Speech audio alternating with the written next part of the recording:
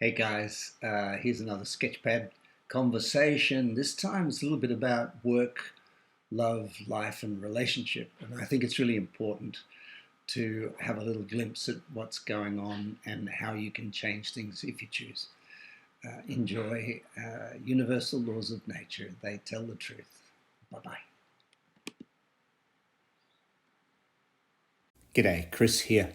And this diagram represents what I looked like at the end of my first marriage. I was this person. I got caught with my pants down. And since then, I've been pretty much obsessed with not getting caught with my pants down. I think that's really important for all of us because, in a sense, we work really hard with our work. We do whatever we can to build things up in our relationship and life. And then we get caught with our pants down and we wonder, why didn't somebody tell me that before? This is a graph that I've started to draw here of the diminishing returns on most relationships. Now, no matter what we put in these axes, we could put here the number of times we have sex when we first start, and this is time since we met. Or you could say this axis here is actually the length of time we spend having the number of times we have sex. So what we're saying here is that it's getting shorter and shorter and shorter and shorter and fewer and shorter.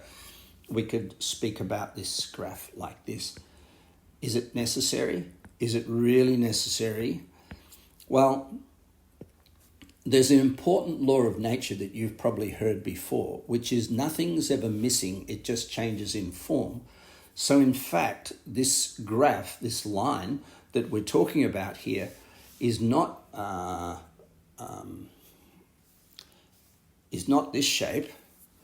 It's actually this shape. This one is wrong.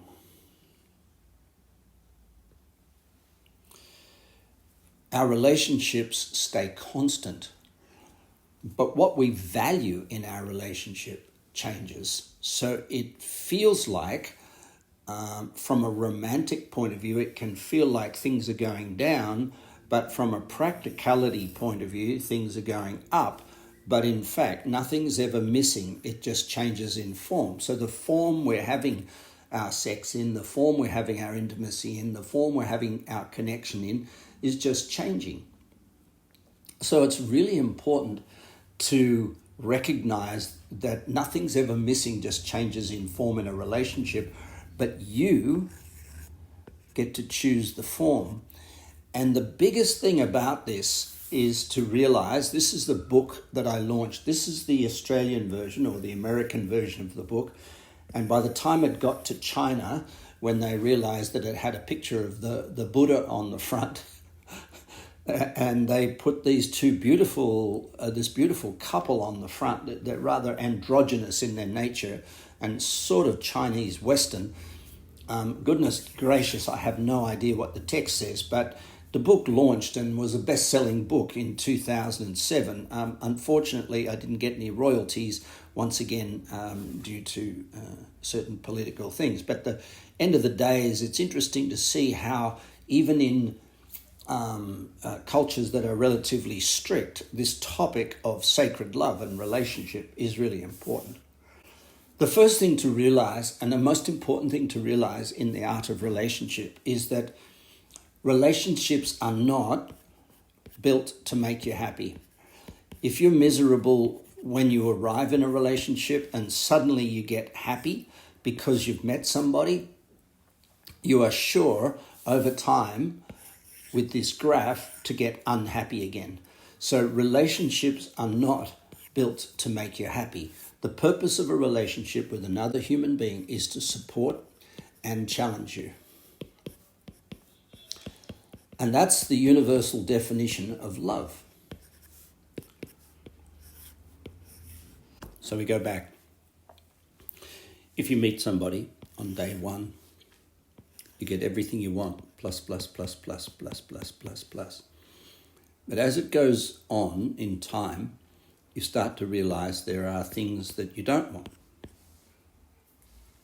And if you are searching for happiness, if happiness becomes the objective that you have in a relationship, then these minuses that start to surface start to shrink your happiness.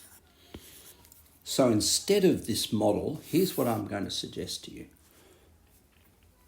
1, build your career. Come home content, fulfilled. So you take this topic off, you unload your relationship, the responsibility to make you happy. So in another language, you can say, I'm going to have a life, and that life is going to evolve at the border of support and challenge. And that's my career. And with this center line on purpose, my career, I'm going to build around it, which is going to cause you to be happy or content. I'm going to build that around that, the positives and negatives of life. I'm going to extract the positives potentially from a partner, and I'm going to struggle with the negatives from the world around me, different things. But these positives and negatives are not going to take you off track. Now, this is called self-belief. Now, let me just explain for a minute why this is really important. Self-belief is the top of the mountain. Career, self-belief, relationship, these are the foundational things that sit underneath it. So it's really, really important to understand when we go talking about happiness is already within you. What we're saying is not from doing nothing.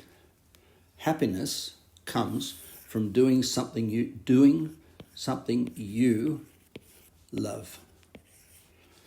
In other words, getting your life together. And from that principle, build a relationship.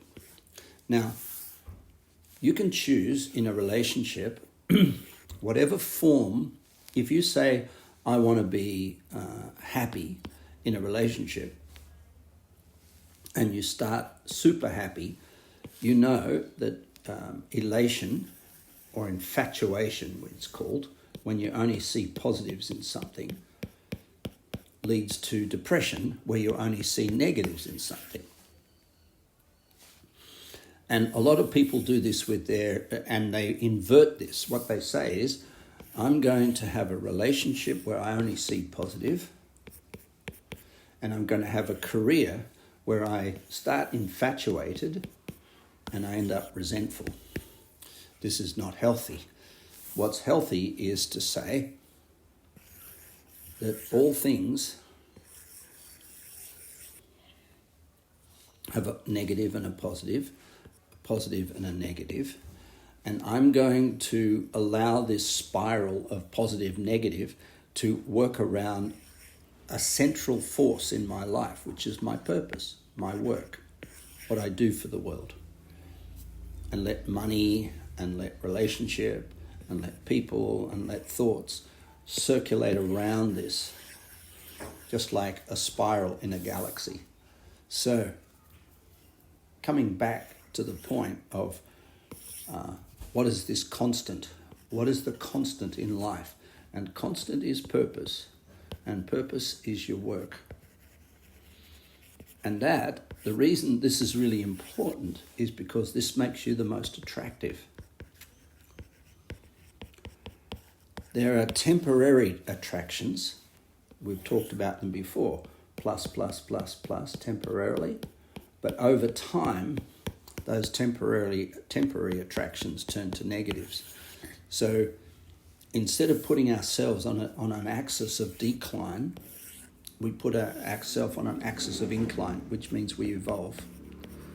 And we evolve in a direction, and that's our work.